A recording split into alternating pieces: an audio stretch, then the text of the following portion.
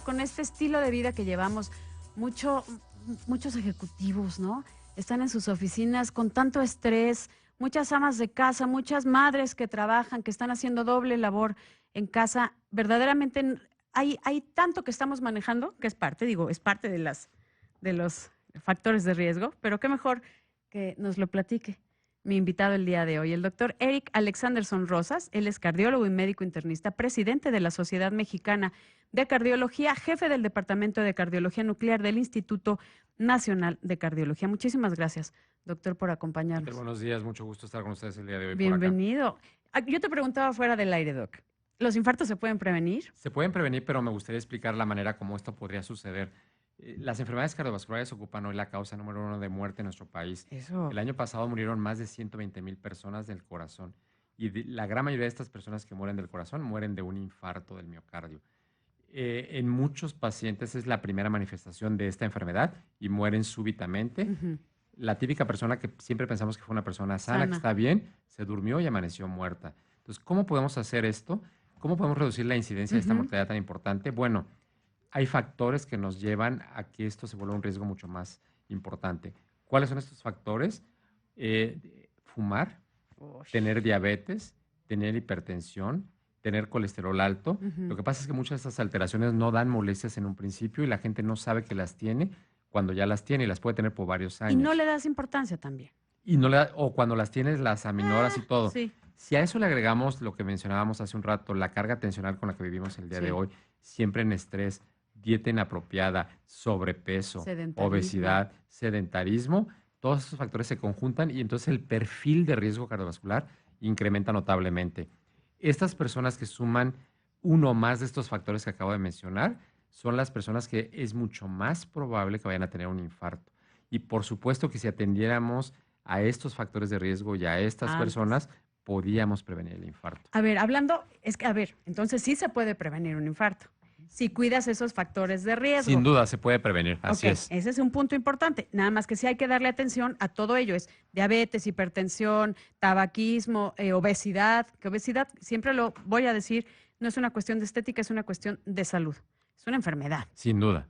Entonces ya hay que tomarlo en cuenta. Y desafortunadamente México ocupa lugares 1 y 2 de obesidad en el mundo. Somos campeones en ello, tanto en adultos como en niños. Eso está terrible. Lo cual es terrible. Así es, sin duda. Y todo lo que conlleva lo que es el síndrome metabólico. Exactamente. Que ya es también una cuestión que es la unión de todos esos síntomas que nos lleva a tener un riesgo cardiovascular más importante. Así es, exactamente. Ese riesgo cardiovascular aumentado nos va a hacer más propensos a tener un problema de este tipo. Obviamente, si yo no cuido estos factores de riesgo, la posibilidad de que tenga un infarto va a aumentar notablemente, pero si yo atacara estos factores de riesgo y los modificara, la posibilidad de reducir la incidencia del infarto disminuiría importantemente y al final estaríamos haciendo prevención. Lo que en medicina se llama prevención primaria, es decir, prevención atacando estos factores de riesgo antes de que ocurra la enfermedad y por supuesto que entonces podíamos prevenir que ocurriera la enfermedad misma. A estos factores de riesgo les llamas factores de riesgo modificables.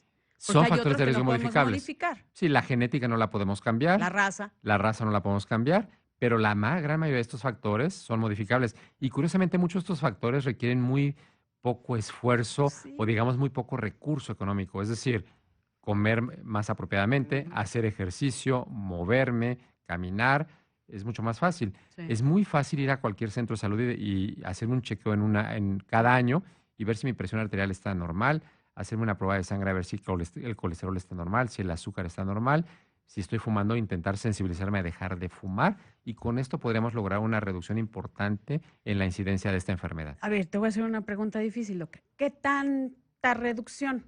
O sea, por ejemplo, si estamos hablando de una persona que tiene varios factores de riesgo como los que acabas de mencionar, factores de riesgo, tiene todas esas enfermedades o ese estilo de vida. Si atacas esos, ¿cuánto baja el riesgo de un infarto? Más de la mitad de los pacientes podrían ser evitados que ocurrieran. Es una incidencia muy fuerte, claro, porque estamos descuidando muchos factores que estamos dejando crecer y la consecuencia natural es que culminemos con un infarto. Si los controlamos, si los cuidamos, si los manejamos apropiadamente, reduciremos en forma muy importante la incidencia de esta enfermedad, de esta patología. En edades, si pudiéramos poner el pico etario, el pico de edad más importante. El problema es, ha estado pasando un cambio tremendo en la epidemiología de la enfermedad cardiovascular.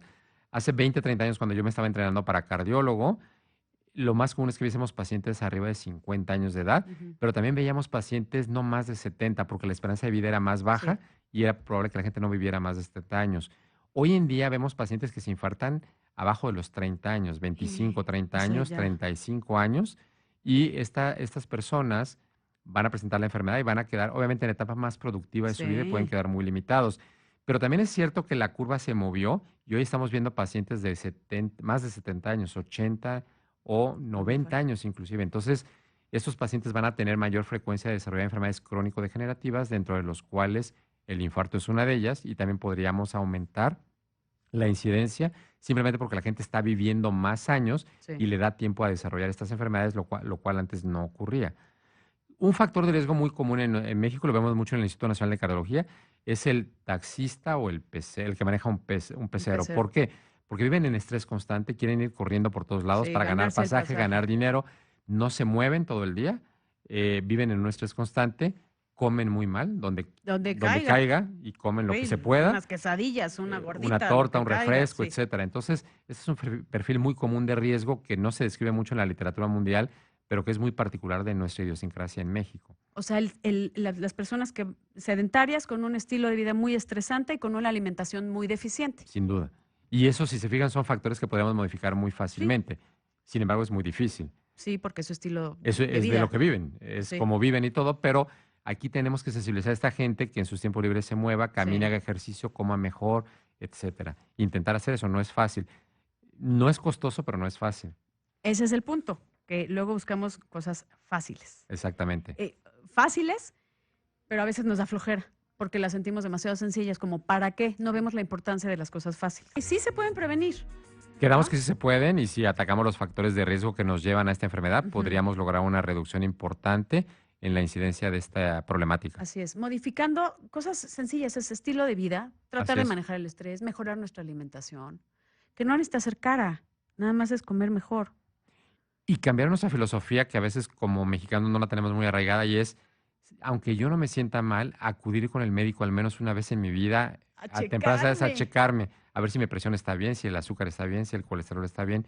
No es mayor inversión de tiempo, de esfuerzo, es algo muy sencillo, muy fácil, no duele y me puede dar mucha No, información y me puede identificar como factor de riesgo a dime mí una mismo. cosa, Doc, en México no tenemos esa cultura de la prevención, Desafortunadamente no. La gente solo acude al médico cuando cuando se ya se siente mal, siente cuando mal. se tiene algún problema, y es cuando nos van a ver. Que ese es un serio problema, porque aquí nos pregunta Florecita, que le mandamos un beso hasta Monterrey, dice, si hay antecedentes familiares, te cuidas, haces ejercicio, ¿qué signo de alerta o de alarma debería revisar y no confiarme que estoy bien? Eso es muy buen punto, Florecita. O sea, que si yo quiero no tener un infarto, me hago mis chequeos, que sí me los debo de hacer, cuidar mi nivel de azúcar, mi nivel de colesterol, ¿qué más? Y la presión arterial, que esté Claro, y bien. mi presión arterial, ir con el médico. Exactamente. Pero de repente, ¿hay algún signo de alarma? Hay algunas molestias que tendríamos que tener cierto cuidado si aparecen. Lo más común, empezar a tener una molestia en el pecho, una molestia de dolor precordial o dolor de Lo pecho, que sería angina. que se llama, puede ser o no angina. Hay Ok. muchas causas que me pueden Ya. hacer que duele el pecho, pero una de ellas puede ser angina y puede ser un factor que me diga, Ay, cuidado no. porque a futuro puede venir un infarto. O sea, dolorcito, como de, Dolor, algo me duele, generalmente una sensación como de opresión en el pecho, que en un aunque no se principio vea. generalmente aparece cuando aún no hace esfuerzo y se calma si uno se relaja, se descansa. La otra es tener sensación de falta de aire inexplicable, o sea, no tengo gripa, no tengo ninguna infección respiratoria y de pronto siento que me fatigo más fácil, que me canso, ¿Sin actividad? o con actividad, pero que antes esa actividad la toleraba muy bien Ok, y ahora resulta que la misma actividad me ya. genera un cansancio que antes no tenía. Pero puede ser también de repente que estoy así y, ay, como que me falta el aire. Puede ser, esa puede ser otra opción. Tener algunas molestias extrañas en el pecho, como sentir palpitaciones, sentir eh, taquicardias, digamos, hacerte pensar en tu corazón cuando nunca has pensado en él. Eso podría ser una razón que me pueda decir, voy a checarme porque a lo mejor algo está pasando aquí y no me estoy Ujú. dando cuenta. ¿Cómo te checas? ¿Qué haces? O sea, Lo primero tendrías que ir con un médico de primer contacto que te haga una evaluación rápida y completa, a ver cómo anda tu presión, tu frecuencia, te escuche el corazón, vea si lo oye rítmico o no. y dependiendo si el dolor es algo sospechoso, sugestivo, la falta de aire, te pueden hacer No. un electrocardiograma, una placa de tórax y con esa información muy simple también se puede tener una información muy vasta para poder definir si esto tiene que ver con el corazón o no tiene nada que ver y no nos preocupemos demasiado. Pero mejor checarlo. Mejor porque checarse porque puede ser y entonces la próxima manifestación puede ser el infarto mismo y la muerte del paciente, ¿Te ha, ¿no? te ha sucedido que los pacientes que recibes infartados, que te dicen, es que doctor, pues sí tenía esta sintomatología, pero la verdad es que no le hice caso? Es muy común.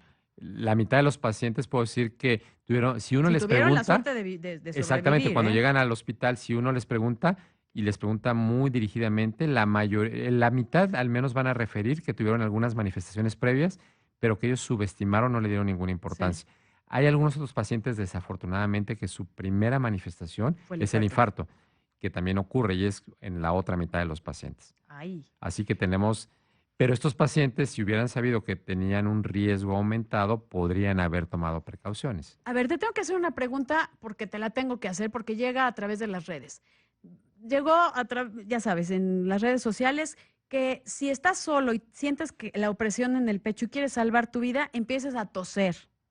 Que porque la tos constante, o sea, que tú te provoques la tos, hace que el corazón se contraiga y que te da chance de llegar a un centro hospitalario. Eso llega en las redes sociales, no sé si le ha llegado a usted, pero pues mejor se lo preguntamos a No, un experto. no hay una razón especial para que toser te pueda mejorar tu frecuencia. Solo bajo ciertas condiciones en las que tu corazón está muy acelerado, hacer ciertas maniobras respiratorias pueden reducirte la frecuencia o pueden controlarla, pero no es un factor que te vaya a salvar de un problema del corazón. Yo creo que un signo de alerta es que si tú estás solo y empiezas a tener un dolor de pecho Ujú. muy fuerte, busques rápidamente la manera de hacer saber a alguien más que estás pudiendo tener un problema, porque si eso es el predecesor de un infarto, Ya. puedes perder el conocimiento y puedes morir ahí y nadie se puede enterar. Ay, eso está horrible. Sería muy complicado. Es muy común que a veces tenemos pacientes que viven solos, se encierran en su cuarto y no se enteró nadie o en Hasta su que oficina y los encontraron muertos 2 días después. Entonces, después. lo que no puedes hacer es intentar aislarte, sino buscar un teléfono, alguna familiar, algún amigo, algún vecino que sepa que te estás no sintiendo bien y te pueda auxiliar si hace falta. 911, no sé O el si, no 911, sé si sí. funcione bien aquí en nuestro país. Digo, en Estados Unidos funciona a todo dar, pero aquí no Estamos sé. empezando. Yo espero Por que eso, tengamos una acción ahí positiva eso de, esperamos. de atención rápida. Oye, rapidísimo, algo que vale la pena que te pregunte. Normalmente se piensa en infartos en los hombres, pero las mujeres tienen una incidencia muy alta en ciertas edades, Así después de es. la menopausia, ¿no? Así es. La mujer está protegida temporalmente por efecto hormonal hasta antes de la menopausia. No quiere decir que una mujer que esté en etapa gestacional No, pues nunca no la vaya a va a tener un tener, infarto, claro. pero el riesgo, la probabilidad se reduce. Pero una vez que la mujer está en menopausia, el riesgo se incrementa notablemente. Y algo muy importante, los infartos que ocurren a estas edades en las mujeres son más severos en términos generales que Que la de los hombres a hombres. esta misma edad. Entonces, estás protegida Ay. por algunos años, pero cuando el efecto hormonal ya no te protege, digamos, la manifestación puede ser mucho más fuerte, más severa. Y, o sea, el infarto es como más Más fulminante. fulminante, más serio, más severo, más extenso, más complicado, Ay, en términos generales. dime una cosa, ya nos vamos a ir, pero de las personas infartadas, ¿qué, qué porcentaje vive de los que se infartan? Hay una estadística todavía muy difícil de lograr, pero sabemos que la mayoría de los infartos nunca llegaron al hospital. Es decir, de estos Ujú. 120,000 pacientes que yo Sí. mencionaba que murieron el año pasado del corazón y la mayoría fueron de infarto, la mayoría, o sea, una buena mayoría nunca llegó y no lo tienes registrado. Ay, De los que llegaron sabemos que son estos. Con las técnicas hoy actuales y muchas sí. estrategias que será objeto de otra plática en otro Sí, momento, por favor. podemos salvar una gran cantidad de vidas. Se puede salvar 60, 70% de la población sin ningún problema, atendiéndolo eficaz y oportunamente. Pues tenemos la invitación abierta. Quedamos para una próxima Ya invitación. está, ya Seguro. está. Muy bien. Te lo agradezco Muchas gracias. mucho. Gracias al doctor Eric Alexanderson Rosas. Muchas gracias por acompañarnos. Muchas gracias a ustedes. Y ahí nos Buen vemos en día. el Ángeles del Pedregal. Saludos. Gracias. Gracias, doctor.